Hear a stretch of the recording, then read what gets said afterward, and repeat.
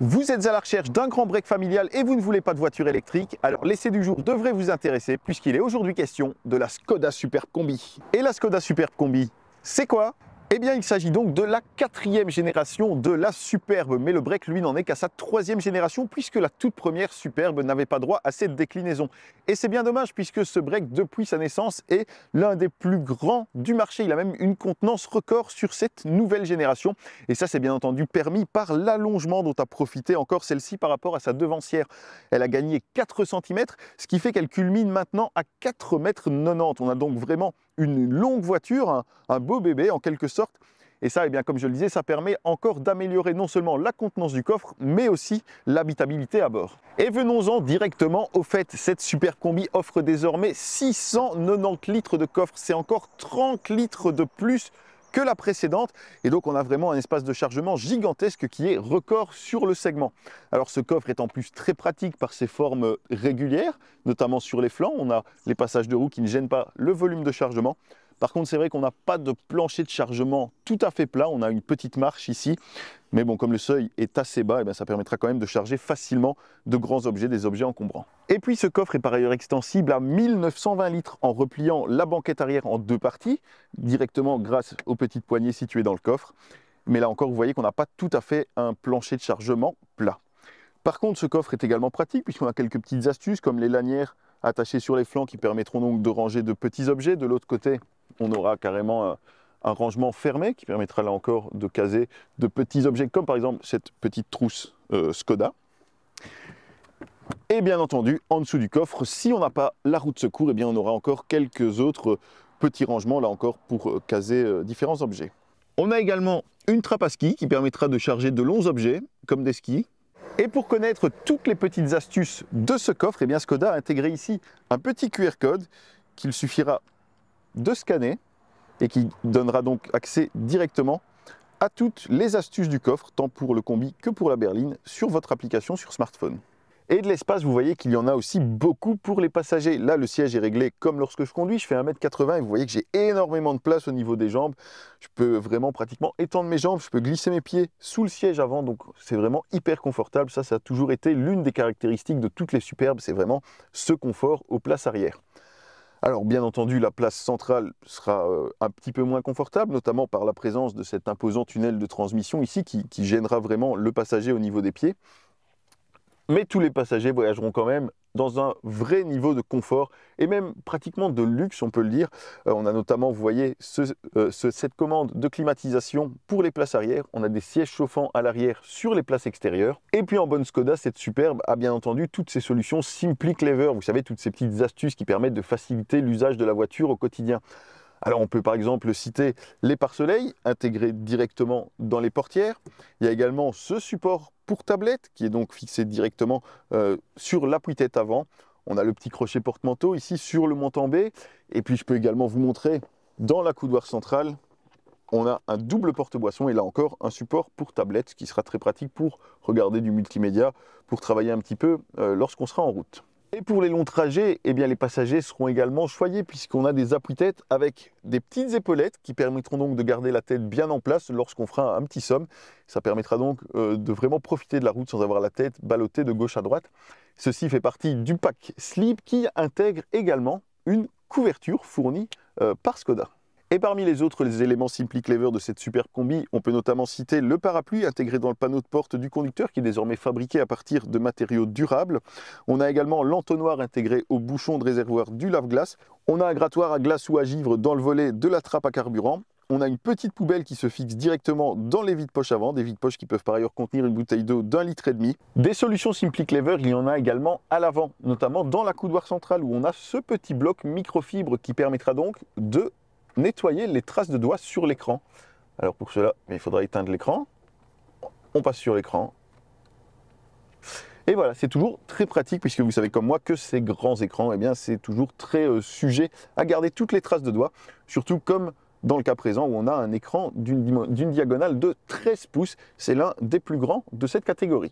Parmi les autres solutions Simply Clever, encore une fois, eh bien, il y a ces boutons rotatifs que Škoda appelle Smart Dials qui permettent donc de choisir plusieurs fonctions pour un même bouton simplement par pression. On aura donc une fonction de climatisation intelligente, on aura une fonction de volume, on pourra donc régler le volume de la radio. On pourra régler la vitesse du ventilateur, on pourra régler la direction du ventilateur ou activer le dégivrage notamment. Et puis sur les versions qui sont dotées de mode de conduite, c'est également ici qu'on pourra choisir le mode de conduite souhaité. Et les boutons extérieurs permettent eux de régler la température de la climatisation, d'activer les sièges chauffants et ventilés.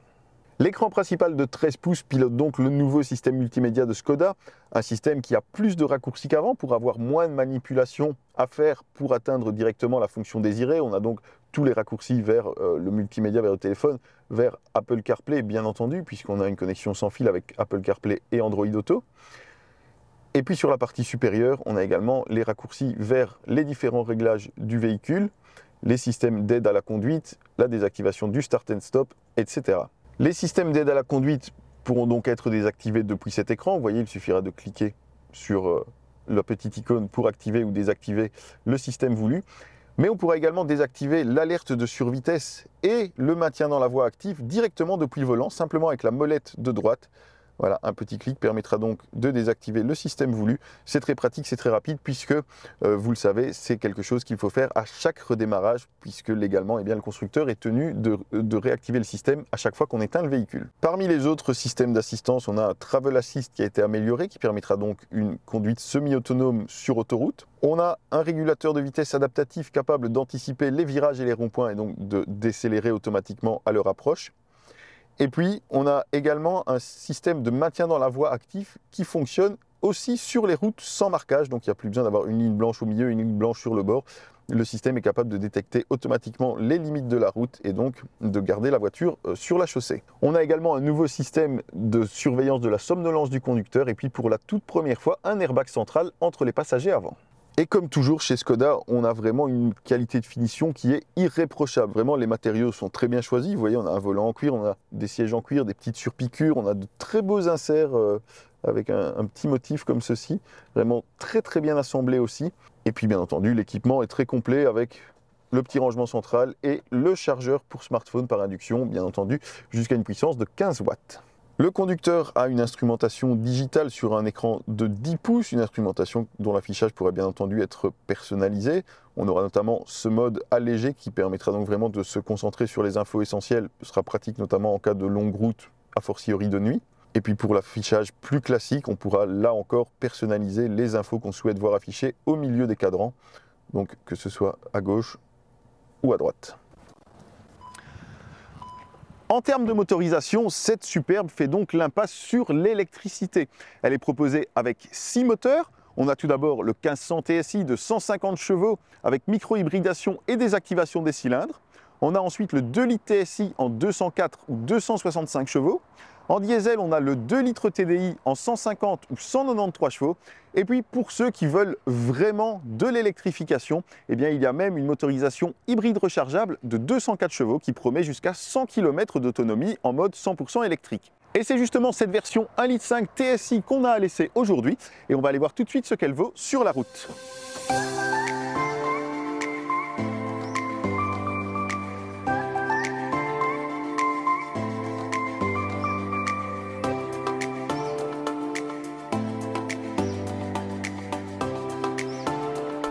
Au volant, cette Superbe fait honneur à son statut de grande berline, ou plutôt de grand break plus précisément dans le cas présent. On a vraiment une impression statutaire au volant, on sent qu'on conduit une grande voiture, presque premium je dirais même dans son comportement. Et on a bien entendu quelque chose de très confortable, même si je dois dire que je trouve que l'amortissement à l'arrière est un petit peu plus ferme que sur la précédente version. On sent surtout sur les grosses compressions qu'on a un amorti plus ferme, un petit peu plus dur effectivement, mais sans toutefois que ça pénalise réellement le confort à bord. Alors on peut également mettre ce raffermissement éventuel sur le compte des grandes jantes de 18 pouces de notre modèle d'essai, qui ne sont pourtant pas les plus grandes jantes qui sont proposées sur la Superbe, puisqu'on a également des jantes de 19 pouces sur les versions les plus haut de gamme, et puis les versions d'entrée de gamme commenceront avec des jantes de 16 et 17 pouces. Alors il faudra voir si ce n'est pas un petit peu plus confortable avec ces jantes plus petites. Notons également que notre modèle n'est pas doté du DCC, donc le Dynamic Chassis Control, le contrôle dynamique du châssis qui permet donc d'offrir plusieurs modes de conduite et donc de faire varier l'amortissement entre quelque chose de plus ferme pour une conduite plus dynamique et un amorti plus souple sur les modes de conduite éco et confort par exemple. Donc là également, ça pourra jouer sur cette fermeté d'amortissement. Toutefois, ça n'est jamais vraiment inconfortable. Rassurez-vous, vous pourrez toujours faire sans problème de longs trajets sans fatigue au volant de cette Superbe qui reste l'une des voitures familiales parfaites pour les départs en vacances, notamment grâce à son très grand coffre comme vous l'aurez vu. La seule chose qu'on pourra faire varier sur notre modèle d'essai, c'est la boîte de vitesse puisqu'on a bien un mode sport sur la boîte qui permettra donc de laisser le moteur monter un petit peu plus haut dans les tours pour avoir de meilleures relances pour rendre la conduite un petit peu plus dynamique. Mais on sent bien que ça n'est pas le propre de cette voiture. La boîte de vitesse est bien entendu la DSG à 7 rapports. Alors on pourra également prendre les commandes de la boîte via les petites palettes au volant ici. Là encore pour apporter un sentiment plus dynamique sans doute. Même si dans les faits à nouveau, eh bien, la boîte se gère très bien toute seule. On a toujours ce côté très doux avec des passages de rapport tout à fait imperceptibles qui permettent donc de conserver un excellent niveau de confort à bord puisqu'on n'a aucun à-coup au moment de passer les différents rapports. Et donc tout ça participe à rendre vraiment cette Superbe parfaitement confortable sur la route. Ce moteur 1,5 litre TSI constitue l'entrée en matière dans la gamme Skoda. C'est donc pas à lui qu'on va demander la performance. Le 0 à 100 est effectué en un peu plus de 9 secondes, ce qui reste tout à fait honnête compte tenu du gabarit du véhicule. Mais on sent que la voiture n'a évidemment aucune volonté dynamique. Ça reste avant tout une voiture à conduire en bon père de famille, à prendre pour un usage familial tout à fait honnête. Par contre, ce moteur 1,5 litre TSI dispose d'un système de désactivation des cylindres. Donc concrètement, ça signifie que lorsque le moteur sera faiblement sollicité, lorsqu'on sera en phase de décélération également, eh bien, il pourra désactiver 2 de ces cylindres pour consommer moins de carburant. Et on sait lorsque le moteur fonctionne de cette manière, puisqu'on a un petit logo qui s'affiche au tableau de bord et qui nous indique donc que le moteur tourne alors sur 2 cylindres. Ça participe bien entendu à l'excellente économie d'énergie, à l'excellente consommation relevée avec ce moteur. La consommation moyenne est homologuée entre 5,2 et 5,8 litres au 100 km. Et durant cet essai, eh bien, on a oscillé entre 6 litres au 100 km sur un trajet plus roulant et on a relevé entre 8 et 8,5 en ville. Ce qui nous donne une consommation moyenne après plus de 250 km fait au volant de 7,3 litres au 100 km. Là encore, c'est une moyenne tout à fait crédible si l'on tient compte du gabarit du véhicule et ça dépendra bien entendu de vos habitudes de conduite, de vos habitudes de trajet. Là où on perd parfois un petit peu ce côté premium à la conduite avec ce moteur, c'est lors des fortes accélérations où il peut se faire assez sonore à bord et où vraiment là on entend qu'on a affaire à un petit moteur, entre guillemets un petit 4 cylindres avec une sonorité tout à fait banale. Et donc à ce niveau-là, sans doute que les motorisations plus puissantes, notamment le 2 litres TSI, permettra de conserver un côté un petit peu plus feutré.